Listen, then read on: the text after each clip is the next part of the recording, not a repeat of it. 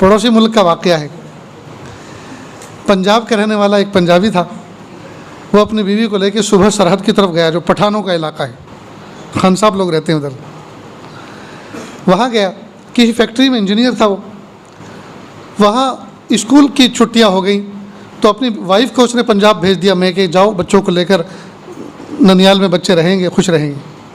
अब वहाँ अकेला था तो वहाँ चपली कबाब, लंबे से कबाब होते हैं, उसको चपली कबाब कहते हैं, उसकी एक फेमस होटल था।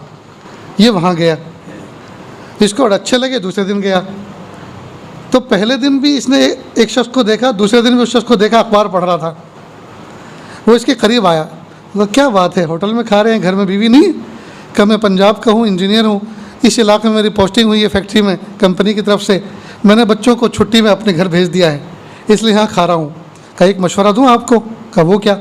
कहा यहाँ आप एक शादी कर लो। पठान लोग होते हैं, बड़े खूबसूरत होते हैं और आसानी के साथ यहाँ वो तैयार हो जाते हैं। और अगर आप अपनी बीवी के घर वालों को थोड़े से पैसे भी हर महीने दे दिया करें तो वो तो घर दामाद बना लेंगे, बड़ा मज़ा रहेगा। उन्हीं के घर पर रहना, खाना पीना भी हल हो जाएगा और बीवी की ज़रूरत भी पूरी होगी। इसको ये राय बड़ी अच्छी लगी। ऐसी राय किसको अच्छी नहीं लगती जी? आप लोग भी सोच रहे होंगे कि ज़रा हमें भी एड्रेस बताना, हमें भी जाना है। खैर निकाह हो गया, निकाह हो गया, अल्लाह की शान। रोज़ाना पठान घर में खाना खाता रहता।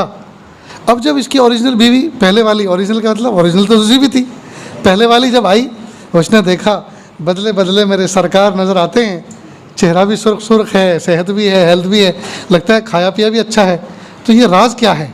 पूछा क्या बात है? तो एक दो दिन अभी हो गए थे लेकिन पता नहीं चला। जब 2-3 दिन गुजर गए पहली वाली बीवी के साथ, पूछा क्या बात है, तुम बड़े हेल्दी नज़र आ रहे हो, खाना? कहा मैंने वो दूसरा निकाह किया, उसने बहुत खिलाया मुझे। कहा अच्छा, निकलो यहाँ से। घर से निकाल दिया। निकाल दिया तो ये पहले वाली दूसरे वाले के यहाँ गया।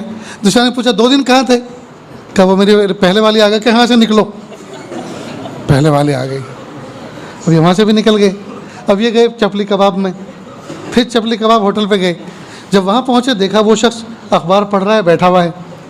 ये उसके पास जाकर बैठे तो कहा भाई तुम तो कह रहे थे कि दूसरे निकाह का बड़ा फ़ायदा है, ऐसा है और वैसा है, और मेरे साथ तो ये मामला हुआ। कहा मेरे साथ भी तो यही हुआ है। कहा फिर आपने मुझे क्यों फंसाया?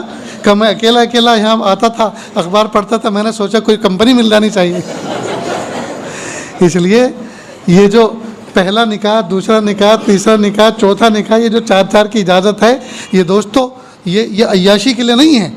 अल्लाह पाक ने, अल्लाह के महबूब सल्लल्लाहु अलैहि वसल्लम ने, बंदों की ज़रूरतें मुख्तलिफ होती हैं, हालात होते हैं, इनकी मजबूरी से कोई दूसरा फ़ायदा ना उठाए, ये कहीं हराम में मुब्तला ना हो जाएं, अल्लाह पाक ने ये बंदों के लिए रास्ते खोले।